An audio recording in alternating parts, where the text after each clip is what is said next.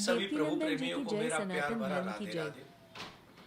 हम इस वीडियो में चर्चा करेंगे एकादशी की। किस दिन होगी एकादशी और किस दिन होगा परायण, देवकीनंदन जी की जय, सनातन धर्म की और जय। इस एकादशी का नाम क्या है और इसका फल क्या है। हम सभी को ये व्रत क्यों करना चाहिए, ये अवश्य सुनना चाहिए। देवकीनंदन जी की जय, सनातन धर्म की जय। धर्मराज ने पूछा, हे प्रभु, चैत्र मास की कृष्ण पक्ष की एकादशी का क्या नाम है, क्या व्रत है, क्या फल है उसका, कृपा करके बताइए।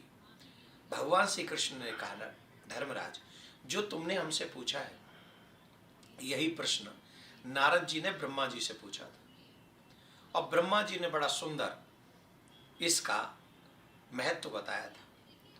इस एकादशी का नाम है पाप मोचनी एकादशी, और जो भी मनुष्य इस पाप मोचनी एकादशी का व्रत करता है, जैसे गुस्से में कई बार हम लोग किसी का बुरा देवकीनंदन जी कर की देते जय, हैं, सनातन धर्म की जय। या कोई अपराध हम लोगों से ऐसे बन जाते हैं, जैसे छल कपट से हमने किसी का व्रत तोड़ दिया या कुछ भी, या अनंत अनंत जन्मों के जो बड़े बड़े पाप हैं, वो पाप मोचनी एकादशी का व्रत करने से समाप्त हो जाते हैं। ऐसी ही एक कथा बड़ी सुंदर आती है। एक बहुत सुंदर वन था, उस वन में एक ऋषि थे, मेधावी ऋषि। वो तप कर रहे थे। इंद्र की प्रेरणा से एक अप्सरा उनका ध्यान भंग करने के लिए पहुंच गई, और उस अप्सरा ने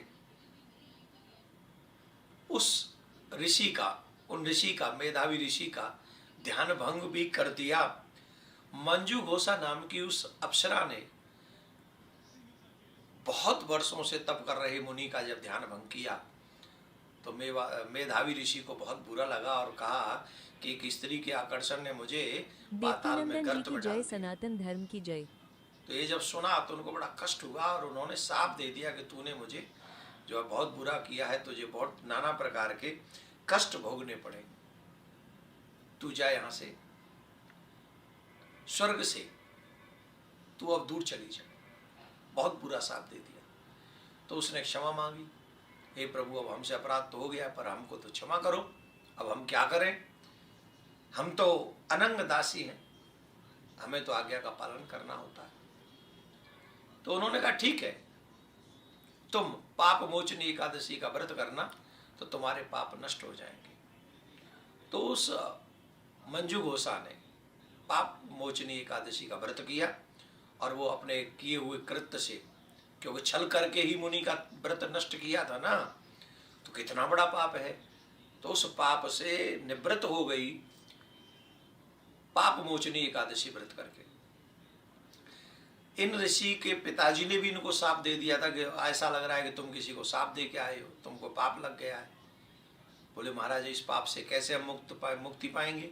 बोले, तुम्हें भी पाप मोचनी एकादशी का व्रत करना चाहिए, चैत्र मास की कृष्ण पक्ष की एकादशी। तो उन्होंने भी ये मोचनी एकादशी का व्रत किया, जिससे उनके भी पापों का नाश हो गया, उनको भी पाप नहीं सता देवकीनंदन जी सका, की जय, और सनातन इससे धर्म की दोनों जय। को ही पाप मोचनी एकादशी व्रत से लाभ हुआ। आप सभी लोग पाप मोचनी एकादशी 15 मार्च को रखेंगे, और अपने सरकार का, अपने इष्ट का पूजन करेंगे, ब्रह्म मुहूर्त में स्नान करेंगे। ब्रह्म मुहूर्त में स्नान करके संकल्प लेके व्रत करें, अपने समस्त पापों को स्मरण करें, और उनको नष्ट होने के लिए भगवान से प्रार्थना करें। भगवान को पुष्प धारण कराएं, भोग धारण कराएं, आदि आदि, खूब मन से उनकी सेवा करें। और एक बात, गौ के घी का दीपक सुबह शाम अपने इष्ट प्रिया कांजू के आगे अवश्य जलाएं, इससे बहुत बड़ा फल होगा। और परायण का जो समय है वो रहेगा 16 तारीख को 6:28 से 8:02 तक। 15 तारीख को एकादशी है, और उस दिन जो है हमारा SPL का फाइनल भी होगा। तो आप लोग भी SPL अवश्य दे लीजिएगा, सनातन प्रीमियर लीग, तारीख 13, 14, 15 मार्च, कॉन्टिन्यूसली सनातनियों का सपोर्ट कीजिएगा। वो सनातनी हम सब के बच्चे हैं, ऐसा भाव मन में रखिएगा।